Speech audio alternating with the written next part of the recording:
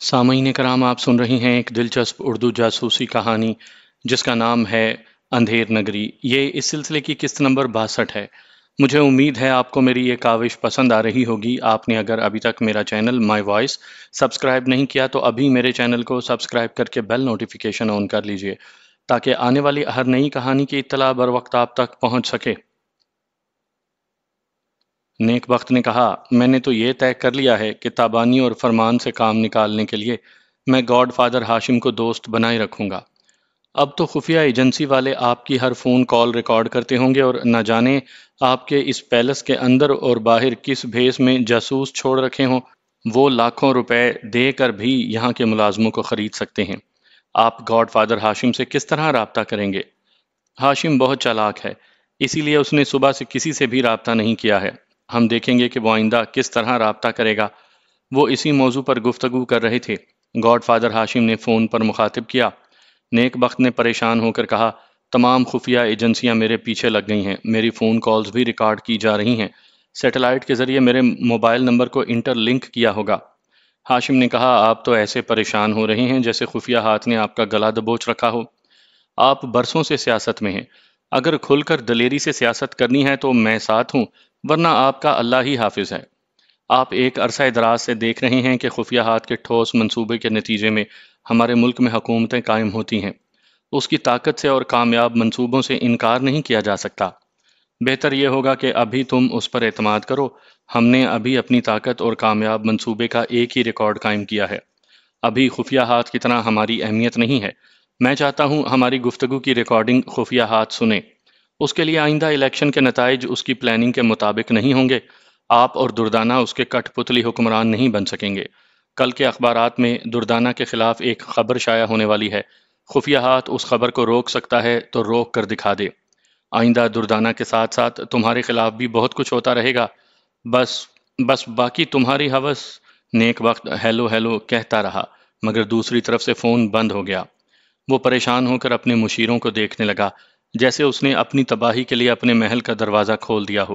اس نے بے اختیار دروازے کی طرف دیکھا، وہ بند تھا، لیکن تباہی ہو یا موت وہ تو بند دروازے کے آر پار چلی آتی ہے۔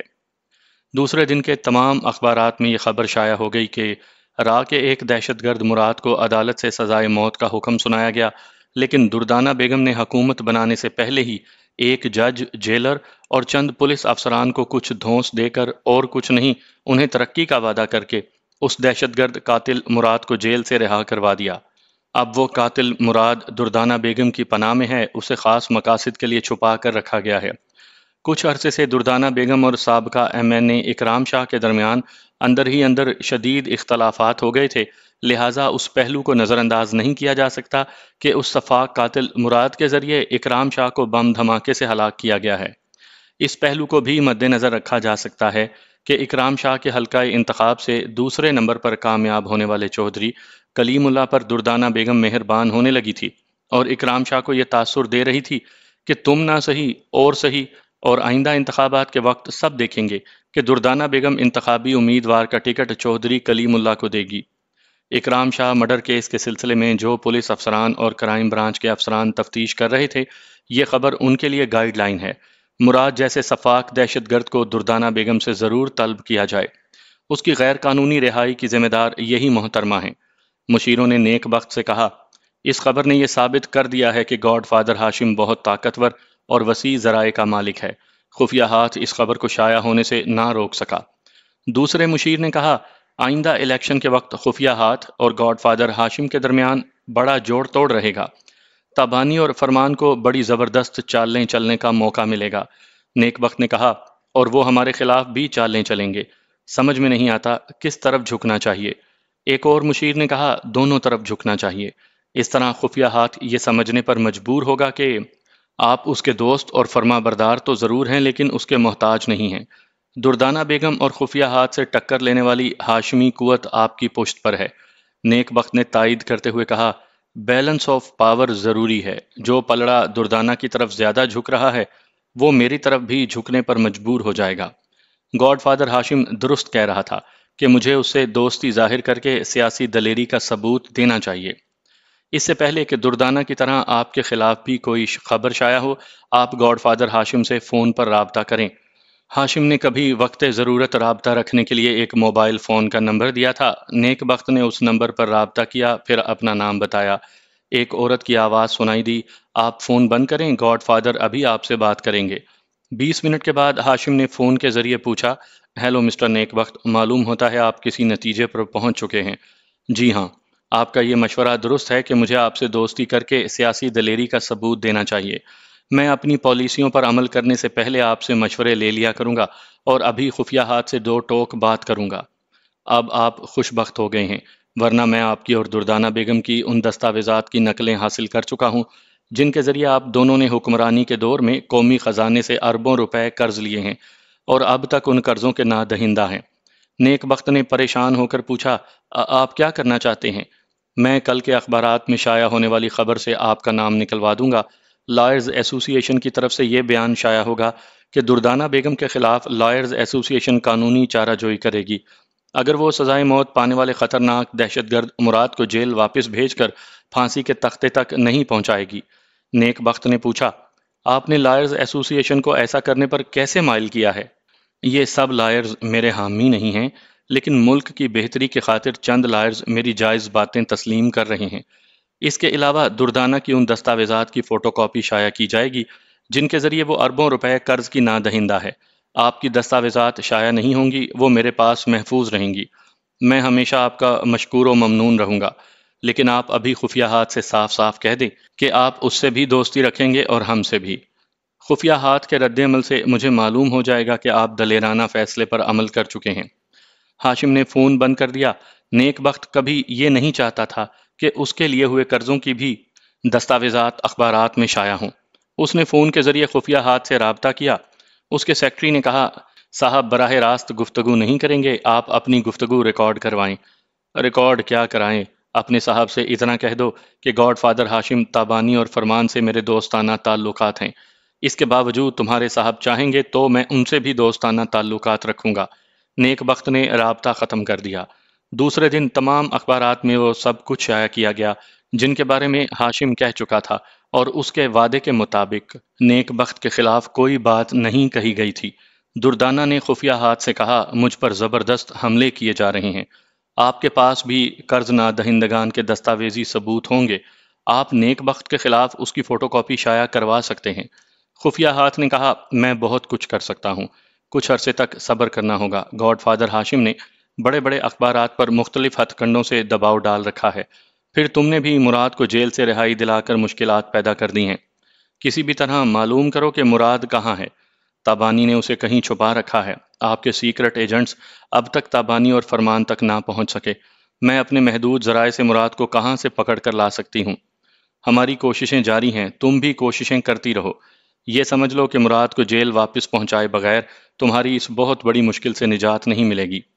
مراد کی تصویریں اخبارات میں شائع ہوتی رہی تھیں۔ پاکستانی سراغ رساں بھی اسے چہرے سے پہچانتے تھے۔ اگر اس کی تصویر منظر عام پر نہ آتی تو دردانہ کسی دوسرے کو مراد بنا کر قربانی کا بکرا بنا دیتی۔ میری آپی اور مراد کے چہروں کو ہاشم نے پلاسٹک سرجری کے ذریعے مستقل طور پر تبدیل کروا دیا تھا۔ اب کوئی سراغ رساں ان دونوں تک نہیں پہنچ سکتا تھا۔ آپی کے لیے ایک اندیشہ تھا کہ وہ انگلیوں کے نشانات سے پہچانی جا سکتی تھی۔ مراد بھی پہچانا جا سکتا تھا۔ میری امی نے انکل ہاشم سے کہا، میرا خاص مریض کالیا مر چکا ہے، لیکن ہسپتال والے میری موجودگی پر فخر کرتے ہیں۔ آئندہ بھی میری خدمات کے جاری رکھنے کے بارے میں سن کر بہت خوش ہیں۔ تم تابانی اور مراد کو یہیں بھیج دو۔ اگر امی لندن سے پاکستان آتی تو کئی خفیہ ایجنسیاں خفیہ طور پر ان کی نگرانی کرتیں۔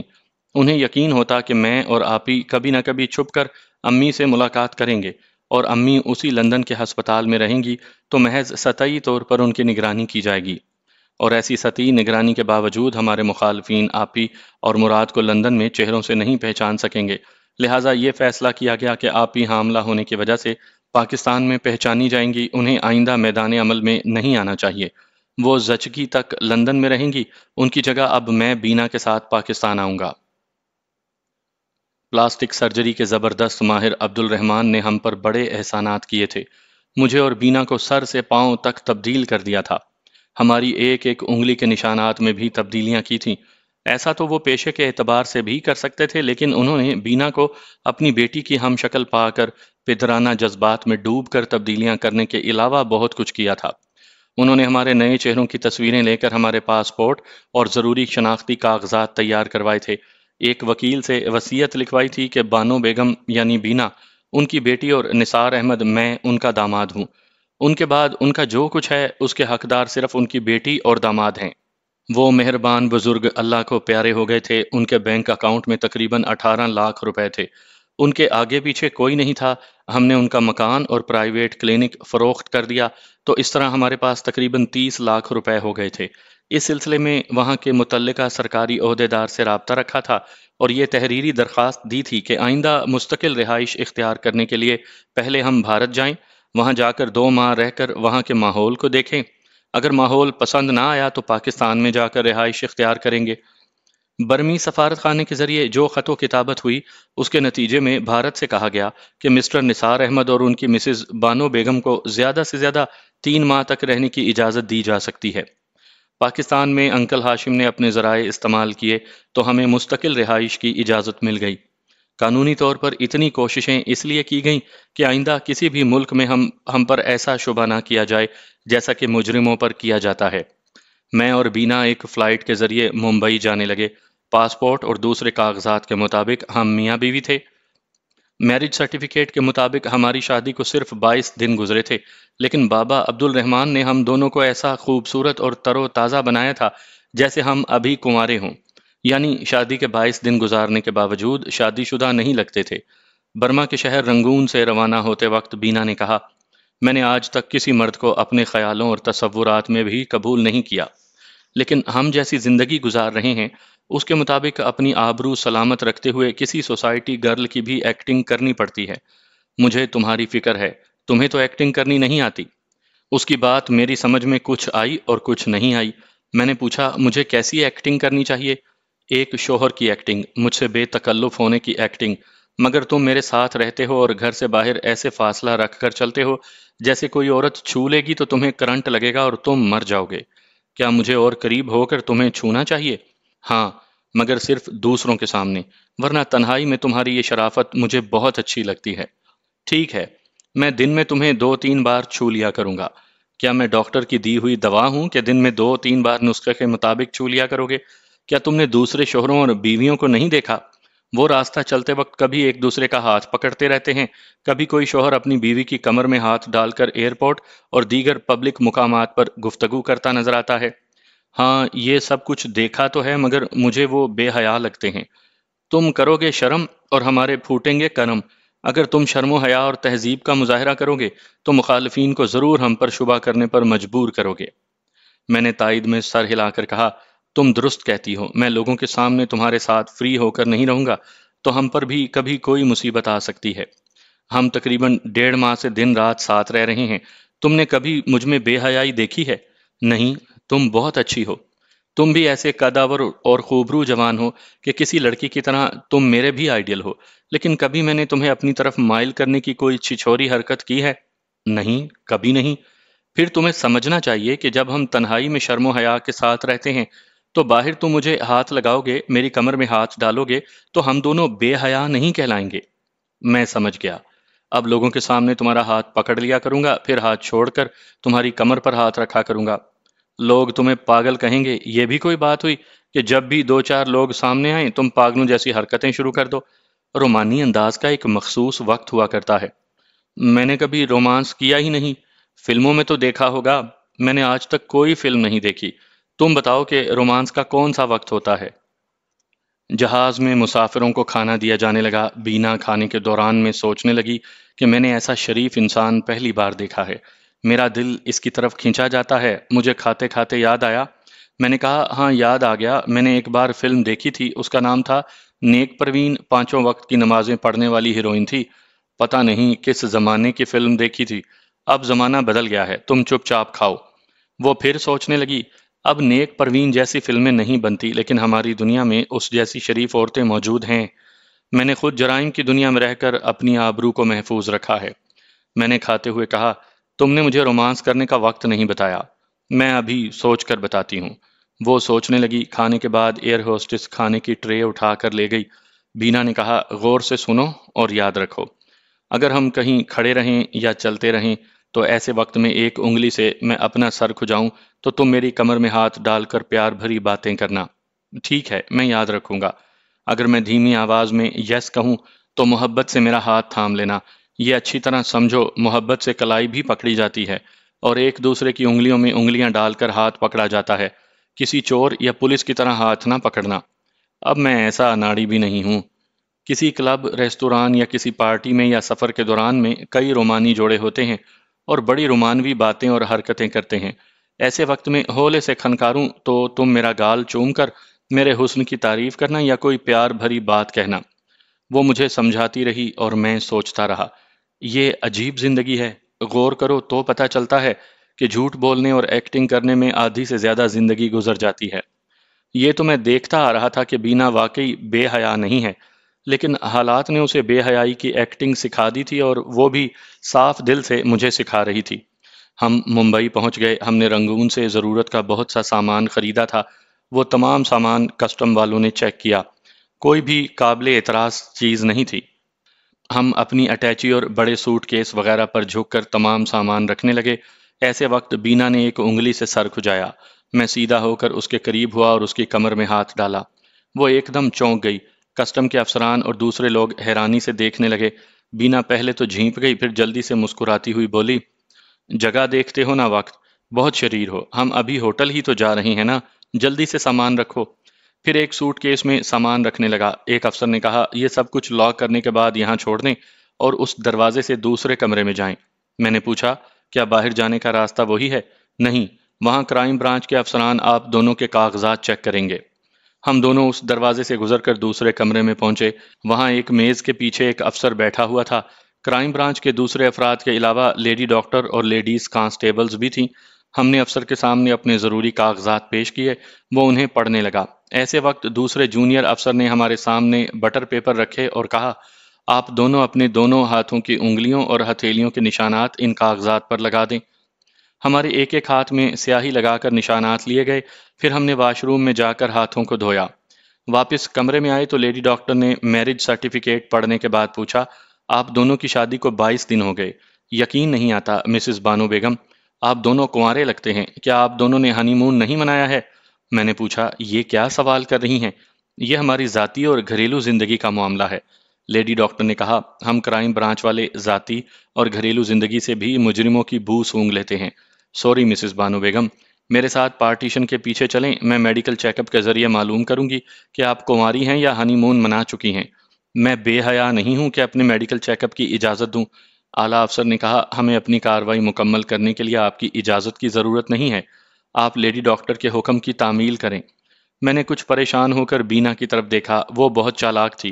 اس نے اعلیٰ افسر کے سامنے سے ایک کاغذ اٹھایا، پھر لیڈی ڈاکٹر کی طرف بڑھاتے ہوئے کہا، یہ میرے ڈیڈی کی وفات کا سرٹیفکیٹ ہے۔ ہمارے نکاح والے دن وہ وفات پا گئے تھے۔ آپ کرائم برانچ سے تعلق رکھتی ہیں اور یہ نہیں جانتی کہ باپ کی موت کے بعد 40 دنوں تک ایک مسلمان لڑکی سہاگ کے بستر پر نہیں جاتی۔ دنیا کا کوئی قانون ہمارے رسم و رواج کو نہیں بدل سکتا۔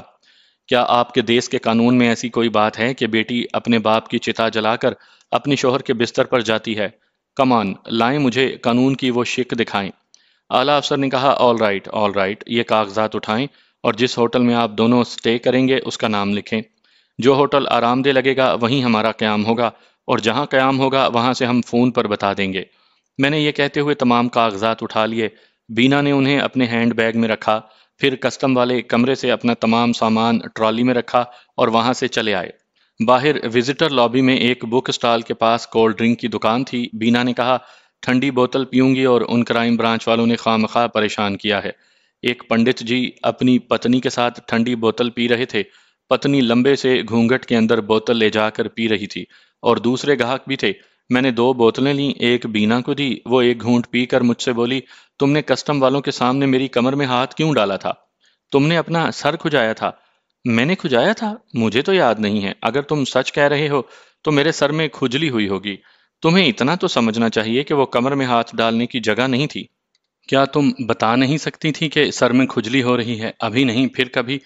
وہ مسکرا کر بولی، تم شکار پر جھپٹنے اور مخالفین کے خلاف بڑی ذہانت سے کام کرتے ہو، عورتوں کے معاملے میں بدحواس کیوں ہو جاتے ہو؟ اب میں کیا کہوں، رفتہ رفتہ اس معاملے پر بھی عقل آ جائے گی۔ ویسے ایک بات کہوں، تمہاری کمر بہت پتلی ہے۔ وہ حلق سے گھونٹ اتار رہی تھی، اسے میری آخری بات پر ہلکا سا ٹھسکا لگا۔ میں نے اس کی طرف جھک کر اس کے گال کو چوم لیا، وہ حیران ہوئی مگر شرما گئی۔ پنڈت جی نے آنکھوں پر ہاتھ رکھ کر کہا، ہے رام رام، کل جگ ہے کل جگ۔ وہ بوتلوں کے پیسے دے کر اپنی پتنی سے بولا، اری او بے شرم، ہندی فلمیں دیکھ کر دل نہیں بھرا، چل ادھر سے۔ دوسرے گاہکوں سے میں کوئی مسکرا رہا تھا اور کوئی ہنس رہا تھا۔ بینا نے آدھی بوتل پی لی تھی، اس کے بعد نہ پی سکی۔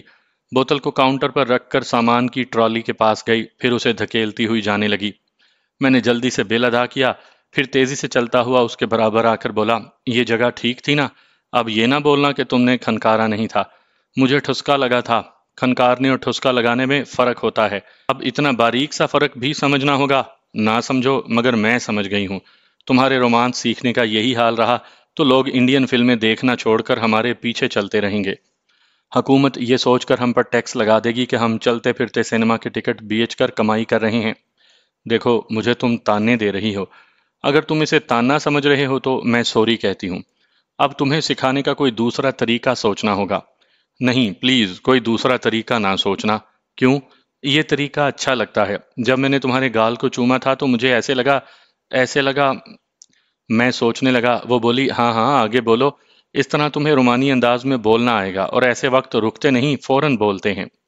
ہاں، میں مثال سوچ رہا تھا، جب میں نے تمہارے گال پر ہونٹ رکھے تو ایسا لگا کہ منہ میں گلاب جامن آنے ہی والی ہے۔ وہ چڑ کر بولی، تمہیں تو کسی حلوائی کے گھر میں پیدا ہونا چاہیے تھا، تم نے کبھی شاعری کی کتاب نہیں پڑھی، کسی سے کوئی شعر سنا ہے؟ میں موٹے سے موٹے لوہے کو گرم کر کے اس پر ہتھوڑے مارتا ہوں، جب لوہا اپنی مضبوطی اور اکڑ کو بھول کر مڑ جاتا ہے، گھوم جاتا ہے، میری مرضی کے مطابق ڈھل جاتا ہے، تو میری شاعری مکمل ہو جاتی ہے۔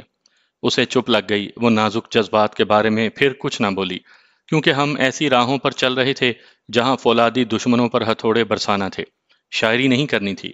ہم نے ایئرپورٹ سے باہر ایک ٹیکسی والے سے کہا، ہمیں ایسے 2-4 5 اسٹار ہوٹلوں میں لے چلو جہاں ہمیں کشادہ اور آرام دہ کمرہ مل سکے۔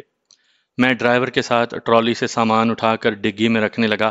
ایسے ہی وقت ذرا فاصلے پر کھڑی ہوئی ایک کار کے عقب نما آئینے میں میری نظر گئی، ایک شخص اور ایک لڑکی کے بدن کا آدھا حصہ نظر آیا۔ اس شخص کے ہاتھ میں ایک پستول تھا۔ میں نے ڈرائیور سے کہا، تم باقی سامان رکھو، میں آتا ہوں۔ بینا ٹیکسی کی پچھلی سیٹ پر جا کر بیٹھی ہوئی تھی۔ میں وہاں سے جھکتا ہوا کار کے پیچھے گھوم کر پچھلے دروازے کی اس کھڑکی کے پاس آیا جہاں پستول والا بیٹھا ہوا تھا۔ وہ آگے بیٹھے ہوئے شخص سے کہہ رہا تھا، اگر تم نے اپنی گن خالی نہ کی اور باہر نہ گئے تو میں اس لڑکی کو گولی مار دوں گا۔ یہ میں دوسری بار کہہ چکا ہوں، اب 3 تک گنتے ہی گولی چلا دوں گا۔ لڑکی نے گارڈ سے کہا، میں حکم دیتی ہوں گن خالی کرو پھر باہر جاؤ۔ گارڈ نے حکم کی تعمیل کی۔ وہ جیسے ہی گن خالی کر کے دروازہ کھول کر باہر گیا، میں نے کھڑے ہو کر کھڑکی میں ہاتھ ڈالتے ہی پستول والے کی کلائی پکڑ کر نال اوپر کی۔ فائر ہوتے ہی گولی کار کی چھت سے سوراخ کرتی ہوئی باہر چلی گئی۔ میری گرفت ایسی تھی کہ جیسے اس کی کلائی کی ہڈی ٹوٹ رہی ہو۔ اس کے ہاتھ سے پستول چھوٹ گیا تھا، لڑکی نے اٹھا کر اسے نشانے پر لیا تو وہ ڈھیلا پڑ گیا۔ میں نے دروازہ کھول کر اسے باہر کھینچا، دوسری طرف سے گارڈ دوڑتا ہوا آ گیا۔ فائرنگ کی آواز سن کر لوگ سہم کر پیچھے چلے گئے تھے۔ بینا ٹیکسی سے نکل کر مجھے سوالیہ نظروں سے دیکھ رہی تھی۔ کتنے ہی پولیس والے آگے تھے۔ میں جانے لگا تو نوجوان لڑکی نے کہا، ٹھہرو، کون ہو تم؟ ایک مسافر ہوں، رنگون سے آیا ہوں۔ میں نے دور سے اس کار کے بیک مرر سے اس شخص کو پستول کے ساتھ دیکھ لیا تھا۔ اب مجرم سے پوچھ گچھ کریں، مجھے جانے دیں۔ یہ کوئی معمولی کیس نہیں ہے، آپ اپنا ایڈریس دے کر جائیں۔ ہم پہلی بار یہاں آئے ہیں، کسی ہوٹل میں جا رہے ہیں۔ وہاں آنے والے تمام سپاہی اور پولیس افسران اس لڑکی کو سلوٹ کر رہے تھے۔